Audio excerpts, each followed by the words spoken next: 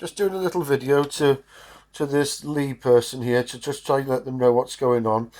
The council, Wrexham Council, come around searching your homes.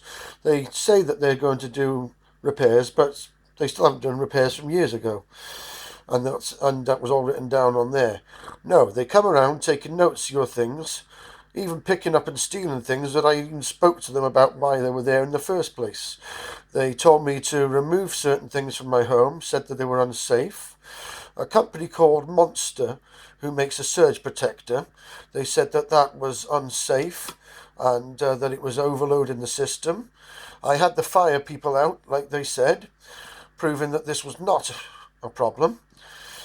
They then, firstly, they threatened me as well. They also said they were going to try to make me homeless and make me live in my mum's asbestos house, which didn't even have any boards over the roofs then.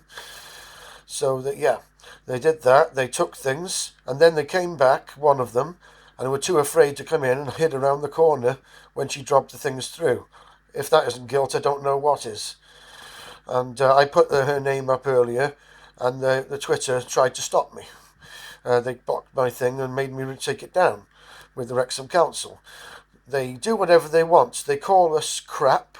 They won't give us a street sign. In 20 years, there's not over 20 years. There's not been a street sign in this street, and they said that this is where they dumped the crap. Worse than this, they, as I say, they come to your house and they treat you like dirt, and they don't empty the bins. It's over a month now since they haven't emptied the green bin, and they left me with the flood when they were doing the waters. They make repairs, and then they end up having to fix the repairs that they've done, and then the rest just don't happen. And they come in with a hammer when they should be using screwdrivers and whatever other things, and then bashing the place around. I've had to glue a banister back on because the wood is rotten, and I'm paying rent to live in this place. And I say my mum's house is unable to be lived in because of the state. I still can't get anything done there. As I say, there's still more things need to be done. And then I've got the council path at the side where people throw in excrement and doing their drugs and drinking and coming over the fence. And the council know about this and will do nothing about it. They took my mother out of hospital to die. They also said that there was no asbestos there, and then they changed their mind and said there was, and found the bags of it. I mean, there was whole sheets that came down on my mother, and they should never have been there, even from the day when they were made, when the council come around doing the inspections when the houses are built. So all of these things have led to where we are now.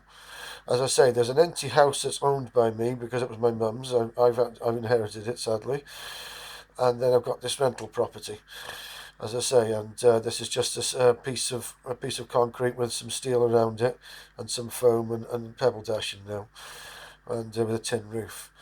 So yeah, it's not great. As I say, I mean, I'm trying my best to do what I can with things.